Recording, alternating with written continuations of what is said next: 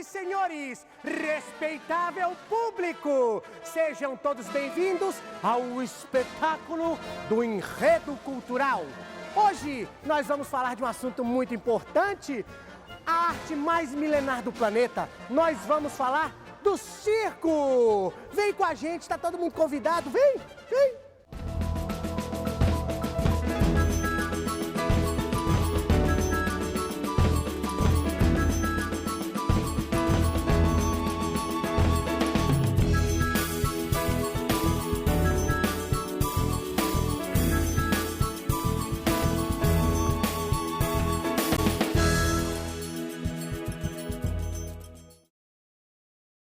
Então, para a gente conversar o nosso enredo cultural e descobrir um pouco mais sobre a arte circense, a gente recebe aqui o seu Sildivan Alves, que tem um outro nome, na verdade, né, Sildivan? O apelido de palhaço é Carijó. Porque o nome circense acho que vale mais, né? Vale mais, porque é mais conhecido, né? Porque trabalha todo dia, a gente até costuma. Né? Tem vezes até que esquece até o nome. O Sildivan, você fica procurando o Sildivan, né? Isso, ué, é desse jeito. Deixa eu te perguntar, o senhor está com quantos anos? Eu tô com 55 anos. E quantos anos de circo? 55 anos. Por que você tem 55 anos? Porque meus pais, na época, eram de circo, né? Então eu nasci dentro de uma barraca de circo, porque na época, às vezes era difícil para levar para o hospital, então vinha parteira, né? E eu nasci de parteira, graças a Deus, né? Veio forte ao mundo. É, isso, nasci bonito desse jeito, né? Através de uma parteira. Que hoje é bem mais fácil, né? Qualquer coisinha vai para o hospital, né? Uhum. Então naquela época era difícil demais. E todos os irmãos meus nasceu de parteira. Eu descobri, na verdade, que ele é do circo tradicional, não é isso? Isso, circo tradicional Carijó. E o que é esse estilo, circo tradicional? O circo tradicional é porque vem de família, né? Igual no meu, que sou tradicional. Veio de avô e avó. Depois veio de pai. Depois aí nasceu a gente, né? E a gente nunca abandonou o circo. Então chama-se família tradicional porque é igual eu. Agora tem minha família, que são os filhos. Então os filhos também nasceu dentro de circo. Só que já não foi de parteira, foi no hospital mesmo. Então chama-se uma família tradicional, porque todo mundo ama circo, né? Gosta do circo. Principalmente meus circos, são todos três que eu tenho, graças a Deus, e são artistas. De onde o senhor acha que vem esse amor pelo circo? Já vem de família mesmo, entendeu? O que você ama no circo? Eu amo tudo, principalmente quando a gente está mudando, montando a lona, é uma satisfação que a gente tem, né? E principalmente eu que trabalho de palhaço, quando você entra dentro de um picadeiro, todos os problemas saem tudo. É a mesma coisa que você for fazer uma pescaria, você esquece tudo. É gratificante demais quando você vê uma criança sorrir, uma pessoa sorrir, que você está transmitindo aquilo para a pessoa sorrir de você, né? Então você fica feliz com aquilo.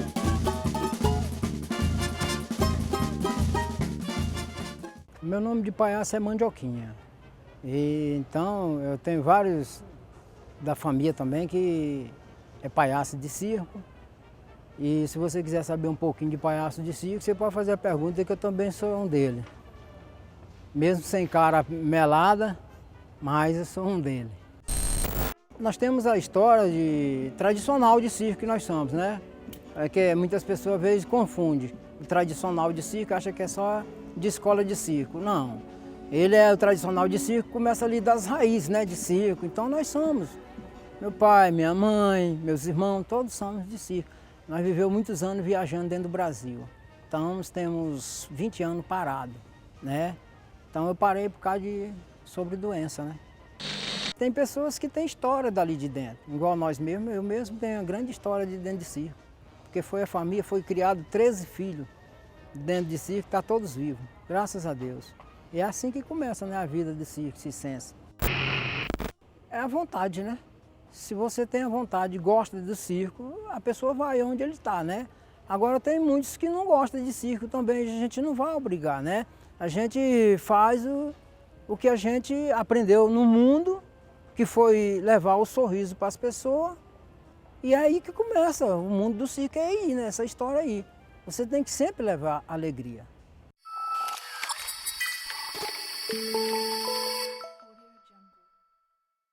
Então, o meu nome completo é Maneco Maracá e o meu personagem é Geleia. Geleia faz tempo que não vai mais para o picadeiro, mas tô aí nativo.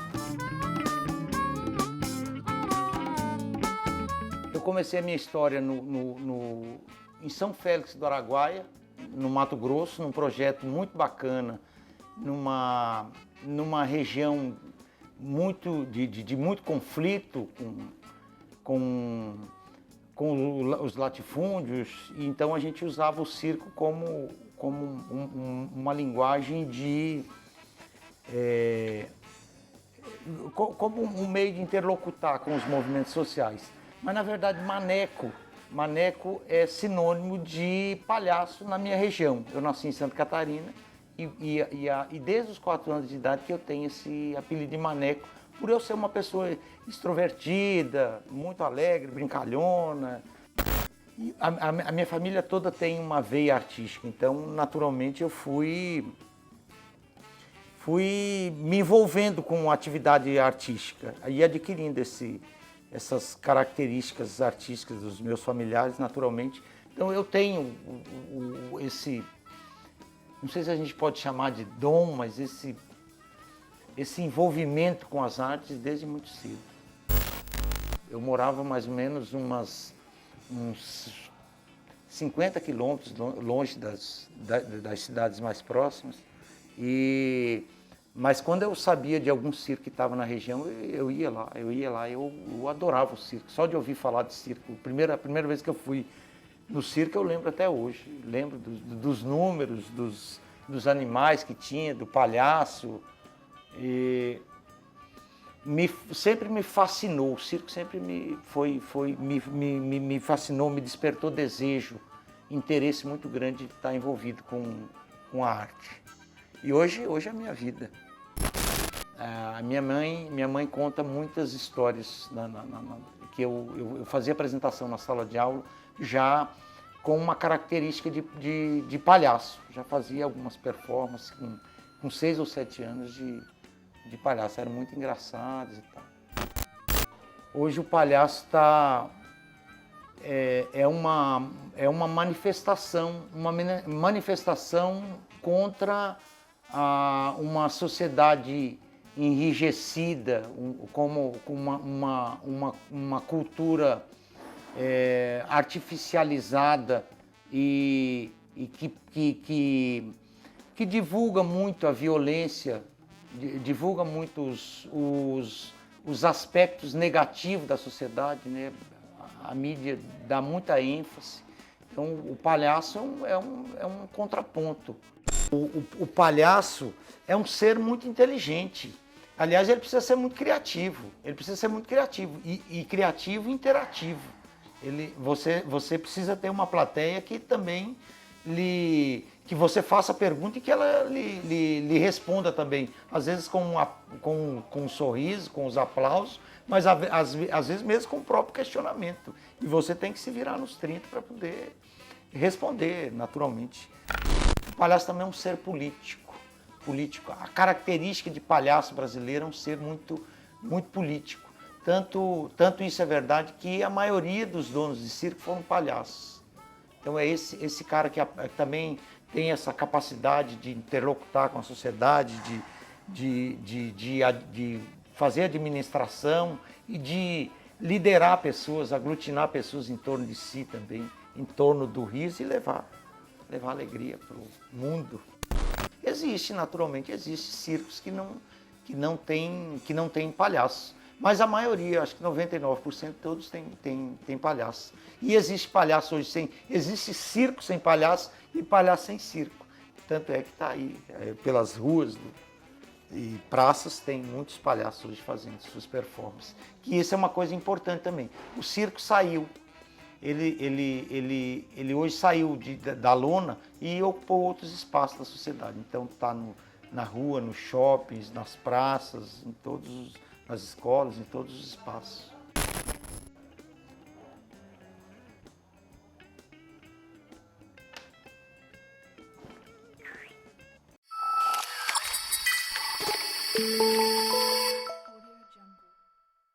O programa Enredo Cultural vai para o seu primeiro intervalo. Na volta tem mais Arte Circense, aqui na TV UFG.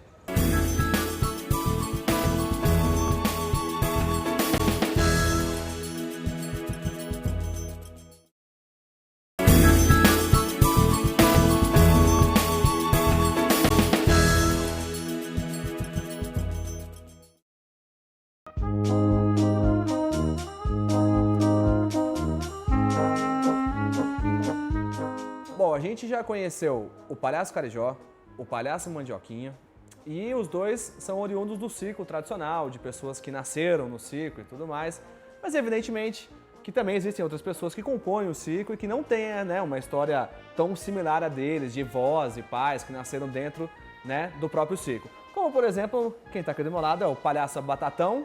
Seu nome, por favor, palhaço. Lucas. Lucas, o seu caso já é um pouco diferente, sua relação com o circo ela já é um pouco diferente, não é isso? Totalmente. Eu sou oriundo das escolas de circo, né? Dos projetos de circo social. Eu entrei no circo aos 13 anos de idade, como aluno, o Circo La Retoma ONG. Então eu entrei como aluno e fui me formando, educador e artista, né? Diferente do circo tradicional. O circo tradicional, a pessoa nasce, de certa forma, até meio imposta, que é aquilo, é uma tradição familiar, é uma cultura deles, né? De ser circense. Eu escolhi ser. Tem uma evolução natural, né, de todas as artes, né, assim, eu vejo. É natural que tenham aqueles que têm um lado que são familiar, mas tem pessoas que podem desenvolver o talento e também participar, né? Claro. Aí que vem o papel das escolas de circo, né? Se a pessoa tem essa pulsão para arte circense, ela vai para a escola de circo e a escola de circo desenvolve a técnica, desenvolve o fazer circense com a pessoa.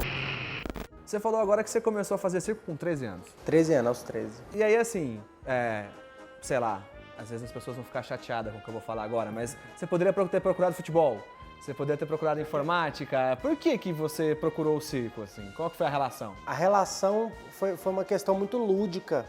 Desde criança eu sempre fui muito ao circo.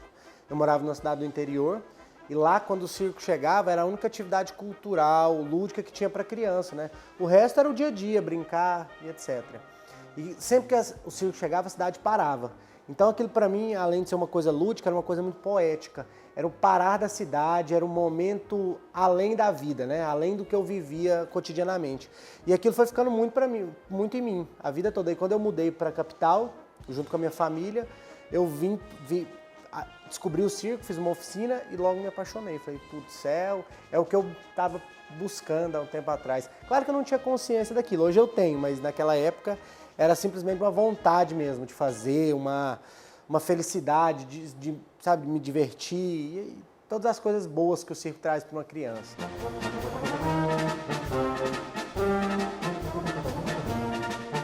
Bom, não é só palhaço que tem no circo, né? O que Não. mais que tem no circo? Lá no circo a gente tem trapezista, tem aramista que anda na corda bamba, no arame bambo, né? Tem contorcionista, tem ciclista, né, que anda nessas bicicletas de uma roda só. Tem uma infinidade de apresentações, tem mágico.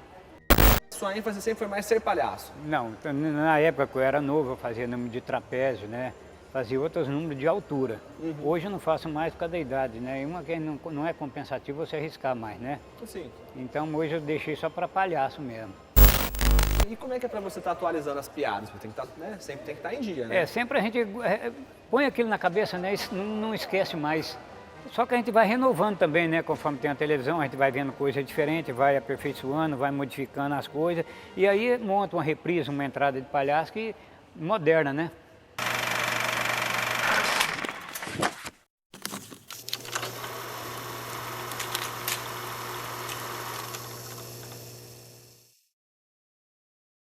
Oi pessoal, tudo bem? Nós voltamos aqui no programa do Enredo Cultural, do Bloco de Cinema, dessa vez para falar do diálogo, né, entre cinema e arte circense, né, circo, né, que todo mundo gosta desde que não tenha animais envolvidos.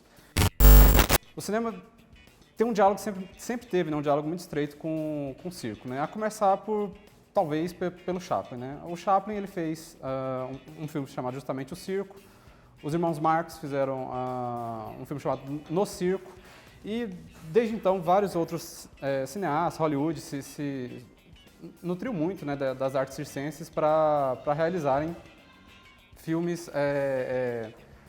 não exatamente de entretenimento, mas até mesmo filmes delicados, né? O filme do Chaplin mesmo é um filme delicado porque é no circo que ele encontra um trabalho e uma namorada.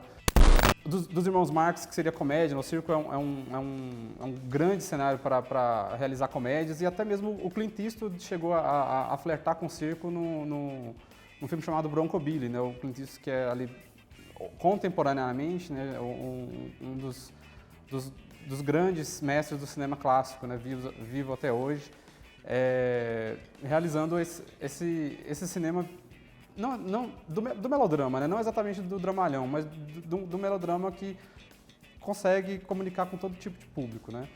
Eu acho que eu indicaria, não tem como fugir dele, falando de circo e cinema, do Fellini, né? Que o circo sempre foi uma segunda paixão, né, para o Fellini, que mesmo nos filmes que não envolvem diretamente o circo como um universo, você tem elementos circenses, né, no Fellini. O felliniano, de certa forma, é um pouco de circo já por característica, né?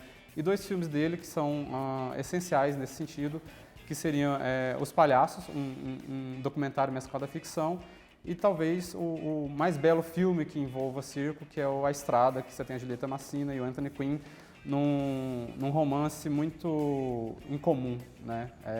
Ela se torna uma palhaça, bem a lá estilo Chaplin, e ele é um fortão que quebra correntes, enfim, que é um filme absolutamente maravilhoso e seria o que eu recomendaria para começar, né? Esse diálogo entre cinema e circo. Ok, pessoal, é isso aí. Semana que vem a gente volta aqui no Enredo Cultural para falar mais de cinema com vocês. Abraço.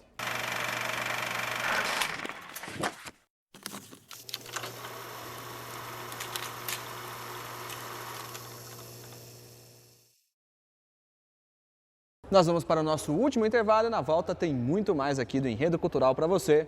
Segura aí.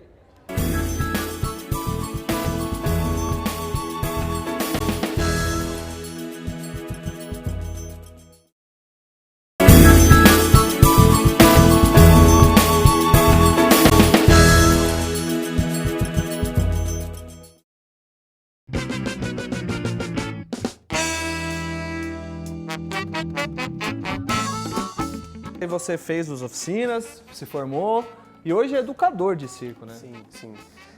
Depois de 4 anos de formação como aluno, eu comecei como monitor e comecei com aulas de informática, inclusive aulas de vídeo, produção de documentário. Eu fiz uma formação de roteiro, fotografia e toda essa parte, porque a intenção na época era criar um documentário sobre o circo. A gente finalizou esse curso e depois desse tempo eu comecei como educador circense mesmo. E trabalhando toda a parte das relações humanas, toda a parte da técnica circense, sempre me formando e tentando dar essa formação. E estou mais ou menos em torno de 4 anos como educador.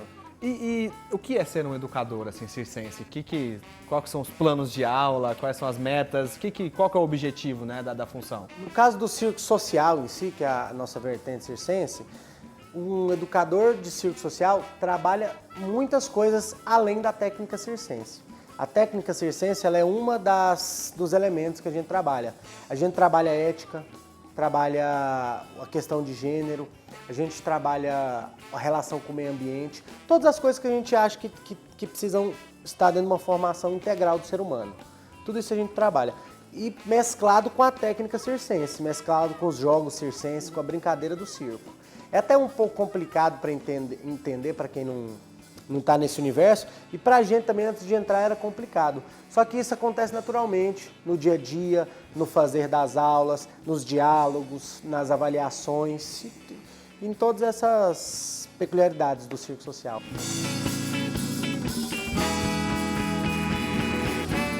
O futuro do circo é o seguinte, muitas pessoas às vezes param, né, vai seguir outro rumo.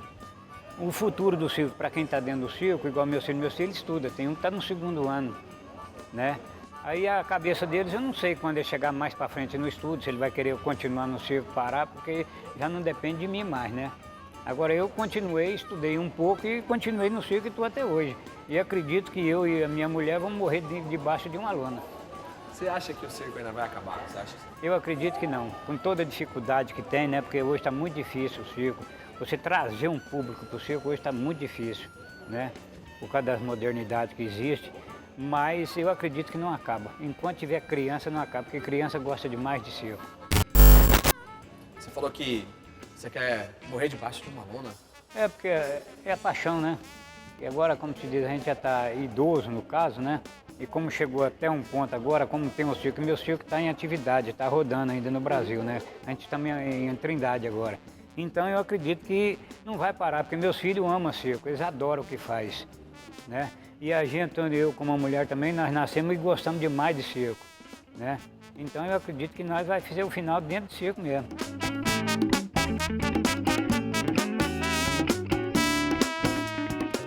Eu não quero que ele acabe nunca, porque se você me visse triste chorando, aí eu sabia que ele ia acabar.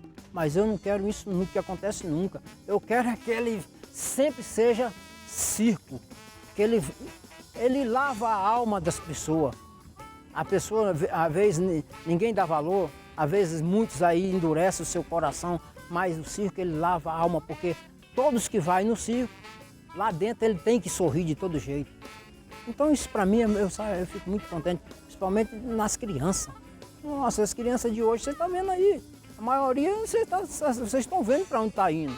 Às vezes não precisa nem falar que é pesado, é terrível. Então tem que colocar onde as crianças? Colocar no circo, que dali ele sai um grande artista, ele limpa a alma dele, eu tenho certeza que ele limpa, porque na Bahia já aconteceu várias vezes de eu estar lá na Bahia e tirar muitas pessoas do mundo da droga e virar grandes artistas ali dentro da Bahia. Então, esse é meu sonho, não deixar o circo acabar nunca, jamais. E eu continuo sendo palhaço mesmo sem estar com a cara pintada.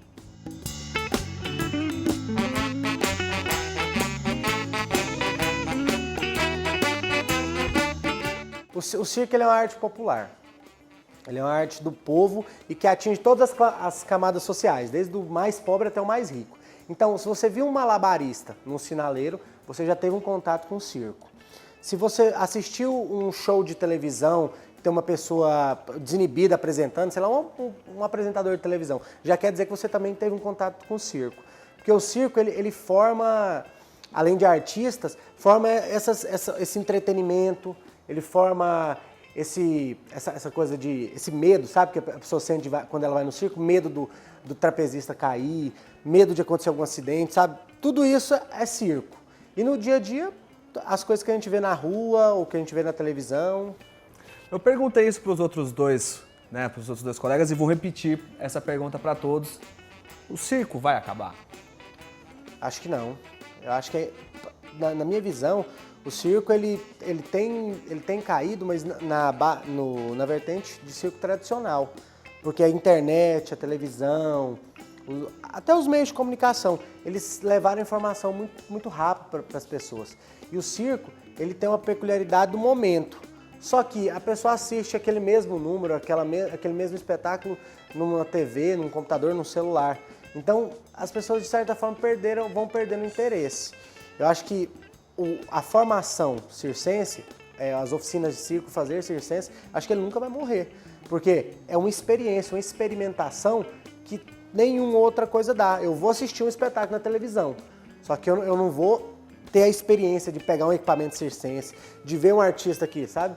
Eu acho que tá entre essas duas coisas. Mas para mim o circo não acaba. Não... Bom, o programa de hoje vai chegando ao final. Foi um prazer estar na companhia de todos vocês. Semana que vem a gente tem um novo compromisso aqui na TV UFG com mais uma edição do nosso Enredo Cultural.